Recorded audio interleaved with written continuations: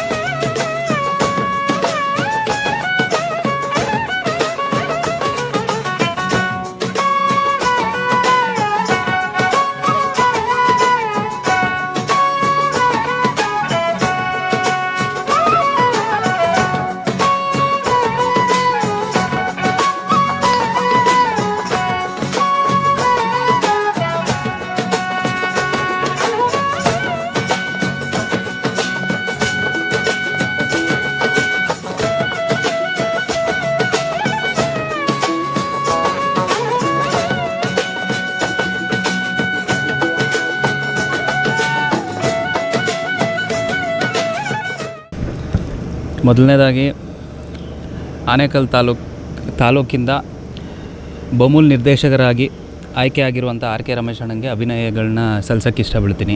ಅವಿರೋಧವಾಗಿ ಆಯ್ಕೆ ಆಗಿದ್ದಾರೆ, ಅದನ್ನು ನಾವು ಮೆಚ್ಚಬೇಕಾಗಿರೋ ವಿಚಾರ.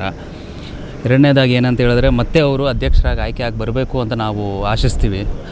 ಮೊದಲನೇ ಬಾರಿ ಅವರು ಅಧ್ಯಕ್ಷರಾಗಿದ್ದಾಗ ಏನೇನು ಬದಲಾವಣೆಗಳು ತಂದಿದ್ದಾರೆ, ಏನೇನು ಅಭಿವೃದ್ಧಿ ಮಾಡಿದ್ದಾರೆ ಬೆಂಗಳೂರು ಡೈರಿಯಲ್ಲಿ, ಅದು ನಮಗೆಲ್ಲರಿಗೂ ಗೊತ್ತಿರುವಂಥ ವಿಚಾರ. ಆದ್ದರಿಂದ ಮತ್ತೆ ಅವರು ಎರಡನೇ ಬಾರಿಯಾಗಿ ಆಯ್ಕೆಯಾಗಿ ಬಂದರು, ಅಧ್ಯಕ್ಷರಾಗಿ ಆಯ್ಕೆಯಾಗಿ ಬಂದರು ಅಂತ ಹೇಳಿದ್ರೆ ಖಂಡಿತವಾಗ್ಲೂ ಈ ಸಾರಿ ಇನ್ನೂ ಅಭಿವೃದ್ಧಿ ಮಾಡ್ತಾರೆ, ಇನ್ನೂ ಹೆಚ್ಚಿನ ಬದಲಾವಣೆಗಳು ತರ್ತಾರೆ ಅಂತ ನಾನು ಆಶಿಸ್ತೀನಿ. ಸೊ ಅದರಿಂದ ದೇವರಲ್ಲಿ ಪ್ರಾರ್ಥಿಸ್ತೀನಿ ಮತ್ತೆ ಅವರು ಎರಡನೇ ಬಾರಿ ಅಧ್ಯಕ್ಷರಾಗಿ ಆಯ್ಕೆಯಾಗಿ ಬರಲಿ ಅಂತ. ಅವ್ರು ಅಧ್ಯಕ್ಷರಾಗಿ ಬಂದರೆ ಖಂಡಿತ ಬೆಂಗಳೂರು ದಕ್ಷಿಣ ಕ್ಷೇತ್ರನೂ ಭಾಳ ಅಭಿವೃದ್ಧಿ ಆಗುತ್ತೆ. ಆಗಲೂ ಬೆಂಗಳೂರು ಡಿಸ್ಟಿಕ್ಕಲ್ಲೂ ಇನ್ನೂ ಅವರು ಈಗೇನು ಹೆಸರು ಮಾಡಿದ್ರು ಅದಕ್ಕಿಂತ ಇನ್ನೂ ಒಳ್ಳೆಯ ಹೆಸರನ್ನ ಖಂಡಿತ ಮಾಡ್ತಾರೆ. ಭಗವಂತ ಒಳ್ಳೇದು ಮಾಡಲಿ ಅಂತ ಆಶಿಸ್ತೀನಿ. ನಮ್ಮ ಆನೇಕಲ್ ತಾಲೂಕಿನಿಂದ ಬೆಂಗಳೂರಿನ ಹಾಲು ಒಕ್ಕೂಟ ಬಮೂಲ್ಗೆ ಅವಿರೋಧವಾಗಿ ನಿರ್ದೇಶಕರಾಗಿ ಆಯ್ಕೆಯಾಗಿರುವಂತಹ ನಮ್ಮ ಜನಪ್ರಿಯ ನಾಯಕರು ಶ್ರೀಯುತ ಆರ್ ಕೆ ರಮೇಶ್ ಅಣ್ಣನವರಿಗೆ ಅಭಿನಂದನೆಗಳು. ಇದೇ ಸಂದರ್ಭದಲ್ಲಿ ಅವರ ರಾಜಕೀಯ ಜೀವನ ಮತ್ತಷ್ಟು ಉಜ್ವಲವಾಗಲಿ ಎಂದು ಬಯಸುತ್ತಾ ನಾವು ಯುವಶಕ್ತಿ ಇದೇ ರೀತಿ ಯಾವಾಗಲೂ ಅವರ ಹಿಂದೆ ಇರ್ತೀವಿ ಅಂತ ಹೇಳೋಕ್ಕೆ ಇಷ್ಟಪಡ್ತೀವಿ. ಏನಿವತ್ತು ಆರ್ ಕೆ ರಮೇಶ್ ಅಣ್ಣವರು ಬೆಂಗಳೂರು ಬಮೂಲ್ ಇದರಲ್ಲಿ ಅವಿರೋಧವಾಗಿ ಆಯ್ಕೆ ಆಗಿದ್ದಾರೆ. ಅವರು ಒಂದು ನಾಯಕರಾಗಲ್ಲ, ಒಂದು ಅಣ್ಣ ತಮ್ಮಂದರಾಗಿ ಎಲ್ಲರ ಹತ್ರ ಚೆನ್ನಾಗಿ ಫ್ರೆಂಡ್ಲಿಯಾಗಿ ಇದಿರ್ತಾರೆ. ಅದರಿಂದನೇ ಇಷ್ಟು ಜನ ಅಭಿಮಾನಿಗಳು ಬಂದು ಹೋಗ್ತಾ ಇದು ಮಾಡ್ತಾ ಇರೋದು.